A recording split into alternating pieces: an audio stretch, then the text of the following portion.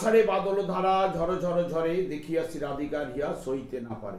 আজকের বিষয়টি গুরুত্বপূর্ণ হতে চলেছে মীন রাশি বা মীন লগ্নের জাতক জাতিকাদের ক্ষেত্রে বাংলার আষাঢ় মাস অর্থাৎ 16ই জুন 2025 থেকে 17ই জুলাই 2025 রবি প্রত্যেক মাসে এক একটি রাশিতে অবস্থান করে থাকে। তাই এই আষাঢ় মাসে রবি মিথুন রাশিতে অবস্থান করতে চলেছে। মীন রাশি বা মীন লগ্নের জাতক জাতিকারা আপনারা এই আষাঢ় মাসে কিরূপ ফল পেতে চলেছেন তা আমি বিস্তারিতভাবে আলোচনা করব।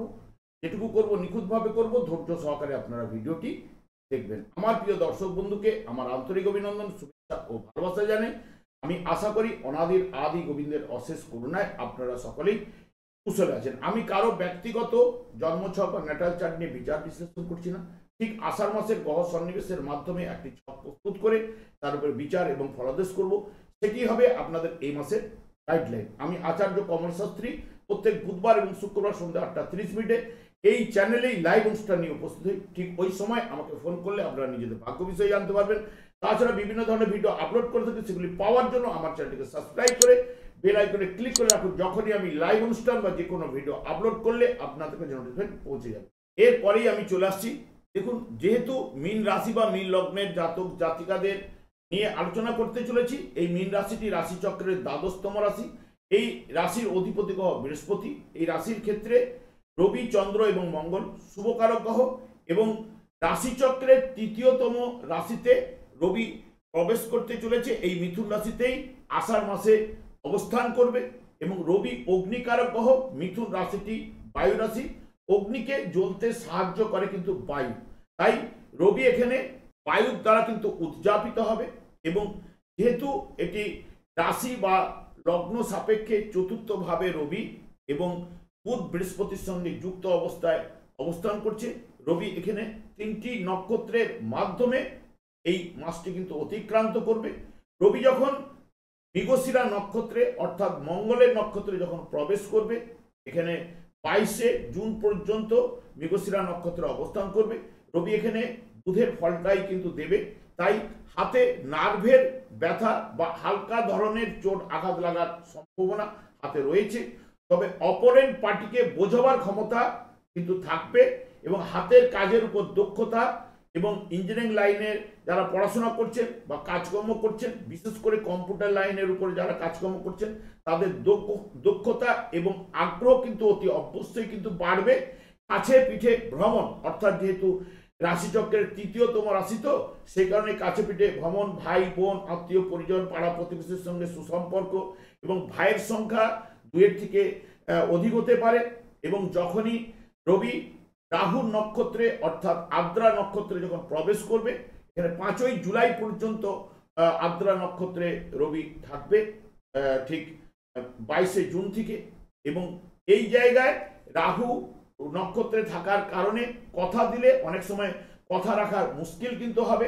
পাড়া প্রতিবেশী আত্মীয় পরিজনের সঙ্গে একটু সম্পর্কে চিট ধরার সম্ভাবনা বা মনোমালিন্য সৃষ্টি হতে পারে।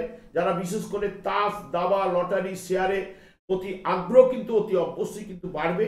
যখনই রবি বৃহস্পতির নক্ষত্রে প্রবেশ করবে ঠিক 22শে ঠিক 6 জুলাই থেকে 17ই জুলাই পর্যন্ত পুনর্বসু নক্ষত্রে অর্থাৎ বৃহস্পতির নক্ষত্রে অবস্থান করবে। এখানে বৃহস্পতির সঙ্গে যুক্ত অবস্থায় থাকছে।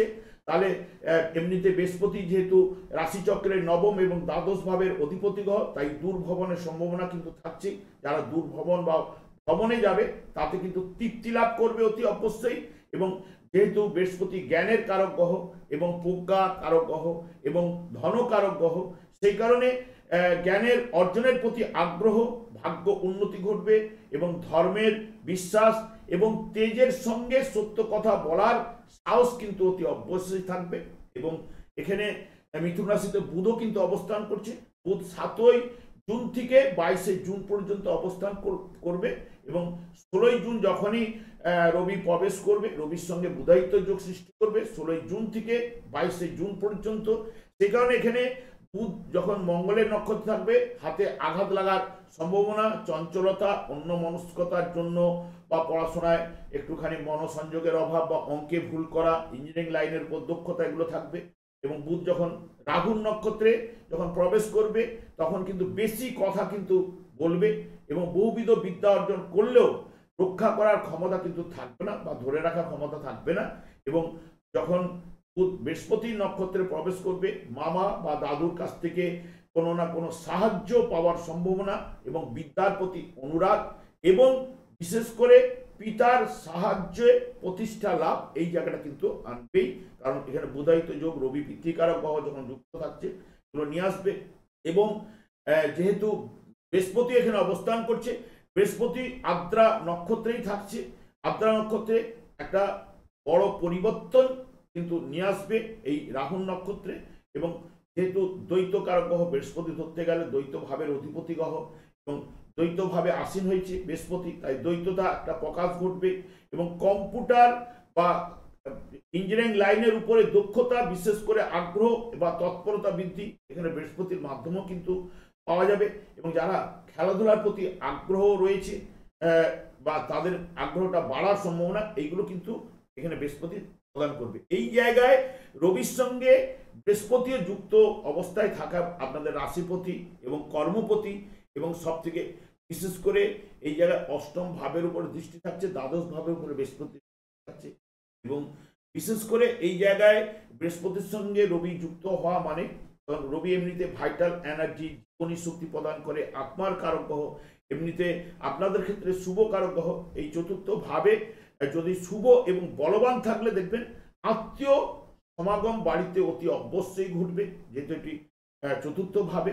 এবং সম্পত্তি লাভ এবং আপনাদের লক্ষ্মী নিজ ক্ষমতায় স্থায়ী থাকেন, আপনাদের লক্ষ্মী নিজ ক্ষমতায় স্থায়ী কিন্তু থাকবে যদি নিজের দক্ষতার কারণে।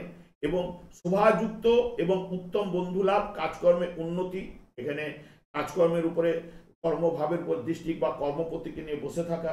এবং রবি এবং সাধারণত বৃহস্পতি এরা দুজনে কিন্তু সরকারি আন্ডারটেকিং জবগুলোকে নিয়ে আসার সম্ভাবনা এনে দেয়। এবং বৃহস্পতি যেহেতু রাহু নক্ষত্রে রয়েছে সেই কারণে রবি যুক্ত রয়েছে অষ্টম দ্বাদশ ভাবে। বৃহস্পতি এখানে চতুর্থ ভাবে রাশিপতি থাকার জন্য অষ্টম দ্বাদশ ভাবের উপর দৃষ্টি দুর্বল থাকলো।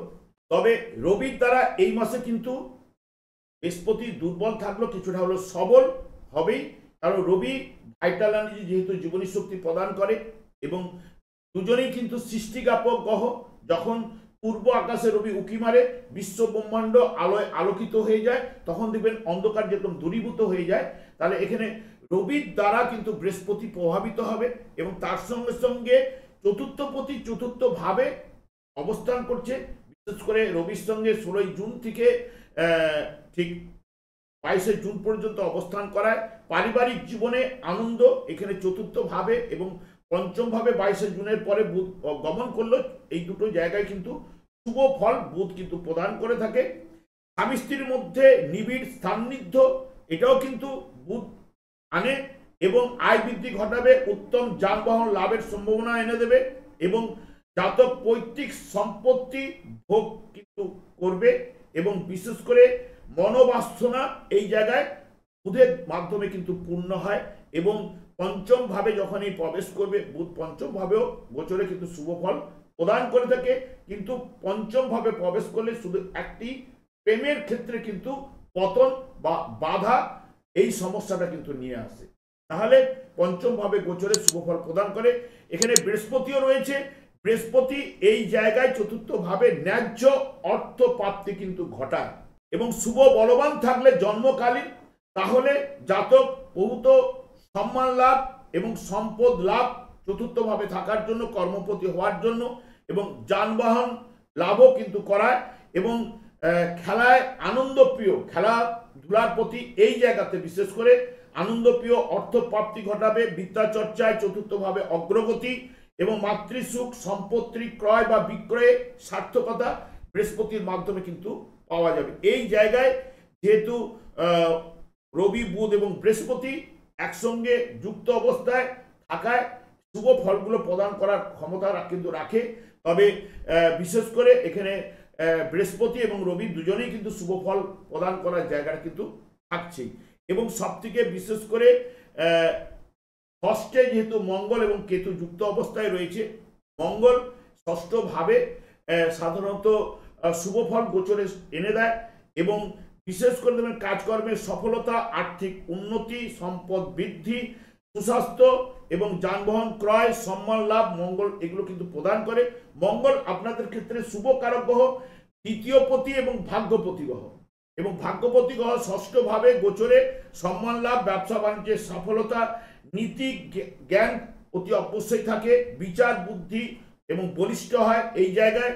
এবং অশুভ যদি জন্মকালীন থাকলে তাহলে শারীরিক দিক দিয়ে টুকটাক ট্রাভেল ইত্যাদি ইত্যাদি, এবং মঙ্গল এখানে কেতুযুক্ত অবস্থায় থাকা, তবে কেতুযুক্ত অবস্থায় যারা মানে বেশিরভাগ ক্ষেত্রে পশু উপরে ব্যবসা বাণিজ্য যারা করছে তারা কিন্তু লাভবান হবে এই কেতু মঙ্গল কেতুতে, এইটা কিন্তু নিয়ে আসে, ওই থেকে ধনলাভও করায় এবং মাতৃকুল হইতে অপমান মানে মামার বাড়ি থেকে কোনো না কোনো সমস্যা কিন্তু নিয়ে আসে এবং শত্রুহানি কিন্তু ঘটাবেই। তবে এই ষষ্ঠভাবে মঙ্গল কেতু একসঙ্গে যুক্ত থাকায় যদি অশুভ বা দুর্বল থাকলে বা তাদের ক্ষেত্রে ওষুধ সেবনের ক্ষেত্রে যতটা পারবেন সতর্কতা অবলম্বন, এক্সপায়ার ডেট পেরিয়ে গেছে কিনা সেটি দেখে ওষুধ কিনে নিয়ে আসবেন বা নিজেরা সেবন করবেন, নাহলে এই জায়গায় মঙ্গল কেতুতে ষষ্ঠভাবে হয়তো বিষক্রিয়া ঘটাতে পারে। কারণ মঙ্গল কেতু ষষ্ঠভাবে অবস্থান করলো আপনাদের ক্ষেত্রে শুভ হলেও এইখানে মঙ্গল ঠিক দ্বাদশভাবে রাহুর উপরে দৃষ্টি থাকছে এবং রাশিভাবে বা লগ্নভাবে আপনাদের শনি অবস্থান করছে, এই শনির উপরেও কিন্তু দৃষ্টি থাকছে। তাহলে এই 1, 6, 12 ভাবেরও নির্দেশক থাকার জন্য এই ঘটনাগুলো ঘটতে পারে, সে বিষয়ে আপনারা সতর্কতা অবলম্বন। কারণ ওষুধের জায়গাটা কিন্তু অতি অবশ্যই এক্সপায়ার পেরিয়ে গেছে কিনা, এবং এই সময়টা এমনিতেই কিন্তু ভালো সময় কিন্তু নয় আপনাদের ক্ষেত্রেও অনেকটাই।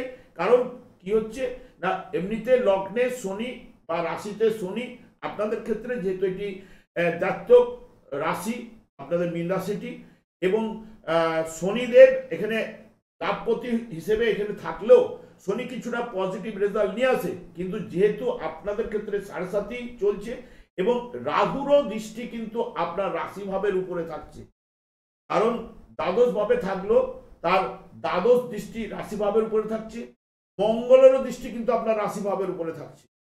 সেই কারণে এই যে মঙ্গল কেতু যুক্ত হয়ে রাশিভাবের উপরে থাকছে, সেই কারণে রাশিভাব কিছুটা হলেও যদি জন্মকালীন যার পীড়িত রয়েছে, কারণ এখানে তো ব্যক্তিগত জন্মছক কারো তো দেখতে পাচ্ছি না, এখানে যার এই জায়গাটায় যেহেতু দৃষ্টি পড়ছে, কারো না কারো যদি জন্মকালীন গ্রহগুলো যদি অশুভ থাকলে তার ক্ষেত্রে অশুভ ফল পাওয়ার সম্ভাবনা কিন্তু থাকছে।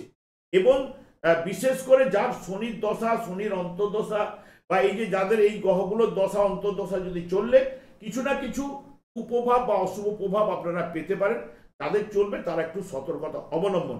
কিন্তু এখানে যেহেতু দ্বিতীয়তে শুক্র অবস্থান করলে অষ্টম ভাবের উপরে দৃষ্টি থাকছে, শুক্র কিন্তু আপনাদের ক্ষেত্রে মিত্রকারক গ্রহ না হলেও গোচরে কিন্তু শুক্র দ্বিতীয় এবং তৃতীয় ভাবে শুভ ফল প্রদান করে থাকে।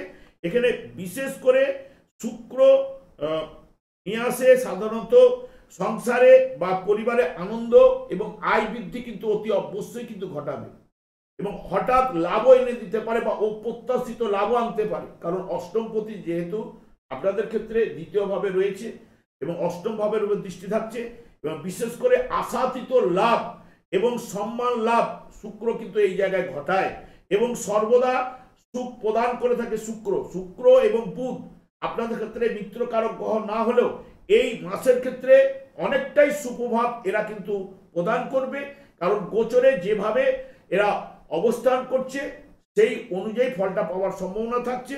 তবে যখন অষ্টম ভাবে দৃষ্টি থাকার জন্য দেখবেন সম্পদ বৃদ্ধি করাবে, বিপরীত লিঙ্গের সহিত নিবিড় সম্পর্ক শুক্র কিন্তু নিয়ে আসবে, নিবিড় সম্পর্ক, ভালোবাসা ইত্যাদি ইত্যাদি, এবং সর্বদা সুখে আনন্দে কিন্তু এই সময়টা কিন্তু গমন করবে শুক্র, এই ফলগুলো অতি অবশ্যই কিন্তু আনবেই এবং সব থেকে বিশেষ করে আয় বৃদ্ধি ঘটাবে শুক্রের মাধ্যমে গোচরে।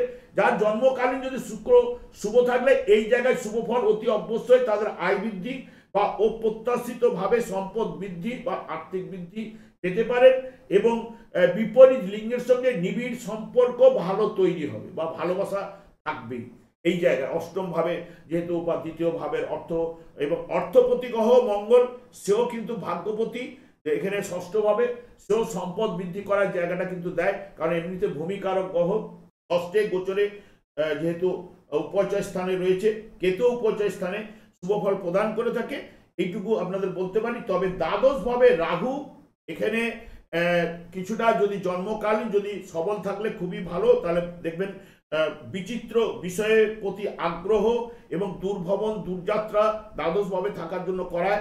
এমনিতে এই জায়গায় অবস্থান করলেও এখানে চতুর্থ ভাবের উপরে দৃষ্টি থাকছে এবং আপনাদের রাশি ভাবের উপরে দৃষ্টি থাকছে, অষ্টম ভাবের উপরে, এবং এখানে মঙ্গল এবং ষষ্ঠ ভাবের উপরে দৃষ্টি থাকার কারণে এখানে কিছুটা ব্যবসা বাণিজ্যে যদি জন্মকালীন শুভ থাকলে এগুলো প্রদান করতে পারে, কাজকর্মের সফলতা এবং অন্যের প্রতি সহৃদয়তা এগুলো কিন্তু প্রদান করে যদি জন্মকালীন থাকলে। নাহলে অশুভ থাকলে আর্থিক চাপ সৃষ্টি করবেই এবং দাম্পত্য মনোমালিন্য এবং আত্মীয় স্বজনের সঙ্গে মানে চিট ধরা বা মনোমালিন্য এগুলো দিতে পারে। যত্ন সহকারে কাজ করলেও এরা কিন্তু এই দ্বাদশ ভাবে সিদ্ধি লাভ কিন্তু করায় না, অসম্মান দণ্ডভোগ এগুলো কিন্তু করায় সাধারণত যদি জন্মকালীন যদি অশুভ থাকলে। তাহলে শুভ থাকলে কিছুটা হলো এখানে বৃহস্পতি যেহেতু এই মাসের ক্ষেত্রে সবল থাকছেই, কারণ রবির দ্বারা যেহেতু আলোকিত হওয়ার কারণে এবং বৃহস্পতির অশুভ শক্তি, বৃহস্পতি রাহুর অশুভ শক্তিকে নাশ করলো কিছুটা না কিছুটা থাকবেই, পুরো মাত্রায় অশুভকে নাশ করতে পারবে না। সেই কারণে রাহুর দ্বারাও কিছুটা অবস্ট্রাক বা বাধা বিপত্তি আপনারা পেতে পারেন।